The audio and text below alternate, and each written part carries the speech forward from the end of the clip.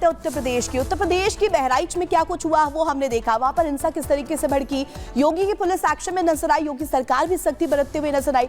लेकिन वहां से सैकड़ों किलोमीटर दूर पश्चिमी उत्तर प्रदेश में मुजफ्फरनगर में अचानक से माहौल बिगड़ गया। लेकिन यहां तारीफ करनी होगी उत्तर प्रदेश पुलिस की, मुजफ्फरनगर पुलिस की, जिसने पूरा जो है माहौल संभाल लिया। वही बात बिल्कुल, देखिए पुलिस ने माहौल शांत करवाया। इतना ही नहीं, पुलिस की तरफ से कार्रवाई भी की गई, जो लोग इसके पीछे जिम्मेदार थे उनको गिरफ्तार भी किया गया। लेकिन बवाल काफी ज्यादा बढ़ क्यों गया था, पूरा मामला था क्या, पुलिस की कार्रवाई थी क्या, सब कुछ आपको इस रिपोर्ट के जरिए बताते हैं।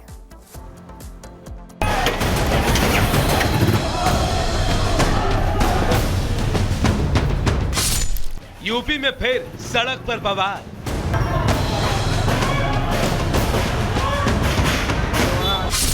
सोशल मीडिया पर धार्मिक टिप्पणी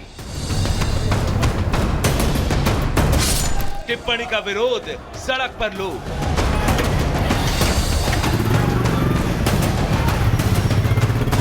पश्चिमी यूपी के मुजफ्फरनगर में देर रात अचानक विशेष समुदाय के सैकड़ों लोग नारेबाजी करते हुए सड़क पर उतर आए।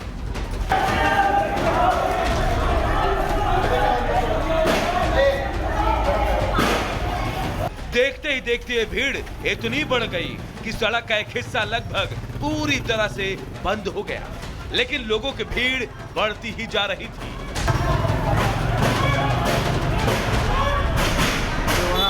एक चौराहे पर पहुंचते ही आक्रोशित भीड़ अचानक सड़क पर ही बैठ गई, नारेबाजी होने लगी।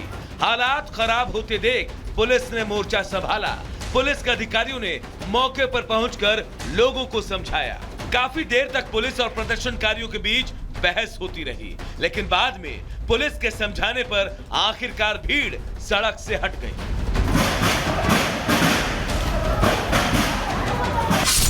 पूरा मामला सोशल मीडिया पर की गई धार्मिक टिप्पणी को लेकर है। आरोप अखिल त्यागी नाम के शख्स पर लगा है। पुलिस के मुताबिक फेसबुक पर धार्मिक टिप्पणी की गई थी। फिलहाल पुलिस ने आरोपी को गिरफ्तार कर लिया है। फेसबुक पोस्ट पर कुछ एक आपत्तिजनक कमेंट कर दिया है, जिस कमेंट से एक धार्मिक समुदाय की जो भावनाएं हैं वो भावुक हुई हैं। ये सूचना पाते ही तत्काल इसमें जो है 15 से 20 मिनट के अंदर अंदर ही उस व्यक्ति को थाना बुढ़ाना द्वारा गिरफ्तार कर लिया गया था। पुलिस ने इलाके में शांति व्यवस्था कायम करने के लिए फ्लैग मार्च भी निकाला।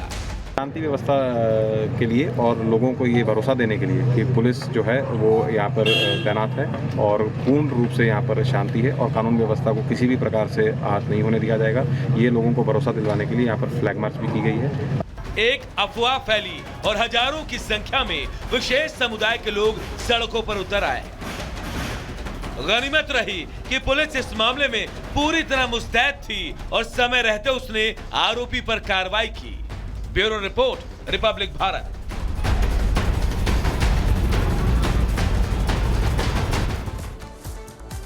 तो देखिए मुजफ्फरनगर में किस तरीके से स्थिति बनी वो हमने आपको दिखाया। आपत्तिजनक पोस्ट के बाद किस तरीके से हिंसा यहां पर हुई है, पत्थरबाजी हुई, उसकी तस्वीरें अब आपको दिखा देते हैं। आपत्तिजनक पोस्ट पर आक्रोश देखिए, यहां पर भारी संख्या में आपको लोग नजर आ रहे होंगे और यहां पर पत्थरबाजी की गई। हालांकि यहां पर गुड वर्क पुलिस का काम सामने आया है, जहां पर देखिए पुलिस ने इस स्थिति को कंट्रोल किया। ये पत्थर आप देखिए, पत्थर किस तरीके से यहां पर फैलाए गए हैं। ये पत्थरबाजी के दौरान की स्थिति थी, जहां पर किस तरीके से सैकड़ों लोग यहां पर आपको नजर आ रहे होंगे, किस तरीके से लोगों की संख्या है और यहां पर माहौल बिगाड़ने की कोशिश की गई थी। मुजफ्फरनगर में यहां पर नफरती पत्थर चलाए गए थे और यहां पर एक बार फिर से बहराइच की तरह ही स्थिति उत्पन्न करने की कोशिश की गई थी। हालांकि यहां पर जो उत्तर प्रदेश पुलिस है उसकी गुड वर्किंग सामने आई है और गुड पुलिस यहां पर किस तरीके से काम करते हुए नजर आई। मुजफ्फरनगर पुलिस ने यहां पर स्थिति को कंट्रोल किया। ये तस्वीर आपको दिखा रहे हैं, यहां पर देखिए किस तरीके से यहां पर पत्थरबाजी की जा रही, दोनों ही तरफ से यहां पर धार्मिक टिप्पणी को लेकर के उबाल था और उसके बाद ये तस्वीर सामने आई। सीधे रुक करेंगे भाई वाका अगली खबर के लिए। अब बात करेंगे राहुल गांधी के एक बयान की। देखिए राहुल गांधी कई बार ऐसे बयान देते हैं कि कांग्रेस पार्टी की मुश्किलें बढ़ जाती है और एक बार फिर से अपनी इसी छवि को राहुल गांधी ने बरकरार रखा। राहुल गांधी ने आदिवासी और दलितों को लेकर एक टिप्पणी की है। हमला तो वैसे वो भारतीय जनता पार्टी पर कर रहे थे, लेकिन उनका ये बयान जो है उन्हीं की पार्टी पर भारी पड़ गया। क्या कहा राहुल गांधी ने, देखिए आप इस रिपोर्ट के जरिए।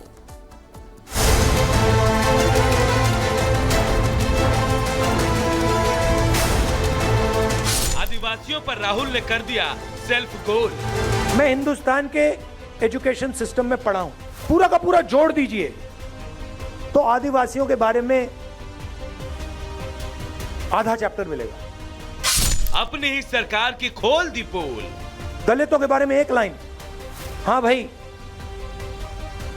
अनटचेबिलिटी होती थी।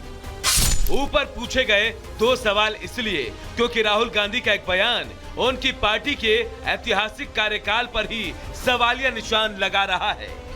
पहले आप भी राहुल का यह बयान सुन लीजिए, फिर आप खुद सोचिए कि वो क्या बोल गए। पूरा का पूरा जोड़ दीजिए तो आदिवासियों के बारे में आधा चैप्टर मिलेगा। 10-15 लाइन मिलेंगी कि हां हिंदुस्तान में आदिवासी भी हैं, मगर इनकी हिस्ट्री क्या है, इनके जीने का तरीका क्या है, इनके सोचने का तरीका क्या है, इनकी साइंस क्या है, इनकी पॉलिटिक्स क्या है, उसके बारे में कुछ नहीं। तो राहुल गांधी जिस स्कूल में जाते थे वहां आदिवासियों के बारे में पूरा चैप्टर यानी उन पर विस्तार से कुछ भी नहीं पढ़ाया गया। अब आदिवासियों से हटकर दलितों के बारे में उनका बयान सुन लीजिए, आप और हैरान हो जाएंगे। दलितों के बारे में एक लाइन, हां भाई अनटचेबिलिटी होती थी। जिन लोगों ने इस देश को बनाया, जो किसान, मजदूर, बढ़ई, नाई, मोची, इनकी हिस्ट्री कहां है, कहां लिखा है? फाड़ दिया गया। जैसे कि हिंदुस्तान के 90% लोग हैं ही नहीं।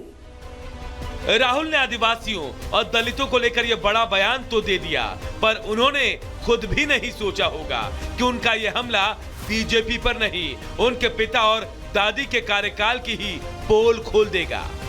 क्योंकि जिस समय राहुल गांधी दिल्ली के स्कूल में पढ़ाई करते थे, उस समय देश की प्रधानमंत्री उनकी दादी इंदिरा गांधी थी, और राहुल जब और अच्छी पढ़ाई करने के लिए देहरादून गए, तब उनके पिता देश के प्रधानमंत्री की कुर्सी संभाल चुके थे। जब आप छोटे थे, स्कूल में थे, तब आपकी ही दादी की, आपके ही पिता की सरकार थी, फिर आपकी मम्मी की सरकार थी। तो अगर नहीं पढ़े हैं तो इसका मतलब यह है कि आपके परिवार के लोगों ने उनके बारे में कुछ इतिहास में आने नहीं दिया। ये तो आपने अपने ही परिवार की पोल खोल दी। और जहां तक सवाल है कास्ट सर्वे, कास्ट सेंसस का, हिमाचल में क्यों नहीं करवाते आप? और टीएमसी ने ऑफिशियली अपोज किया है कास्ट सेंसस को, तो उस पर आपका क्या स्टैंड है, जरा बताइए खुल के। अमेरिका में जाके आप शेड्यूल ट्राइब और शेड्यूल कास्ट का रिजर्वेशन खत्म होने का बाद आपने क्यों किए? प्रधानमंत्री जी ने बोला कि मोदी होते हुए आरक्षण कोई भी खत्म नहीं करेगा। आज अगर शेड्यूल कास्ट और आदिवासी का कोई एक पार्टी दुश्मन है, वो पार्टी का नाम कांग्रेस है। अब तक तो राहुल ने जाति जनगणना को लेकर कई बार बीजेपी को घेरने की कोशिश की, लेकिन अपने ताजा बयान के बाद राहुल खुद घिर गए। उनके लिए अब इस सवाल का जवाब देना मुश्किल है कि उन्होंने अपने स्कूली शिक्षा के दौरान आदिवासियों और दलितों के बारे में कितनी पढ़ाई की। खेल में सेल्फ गोल करने वाले कई खिलाड़ी हो सकते हैं, लेकिन सियासत में सेल्फ गोल करने वाले राहुल शायद अकेले खिलाड़ी होंगे, और उनका यही सेल्फ गोल कांग्रेस के लिए कई राज्यों में जीतते जीतते हार का कारण बन जाता है। Bureau report, Republic Bharat.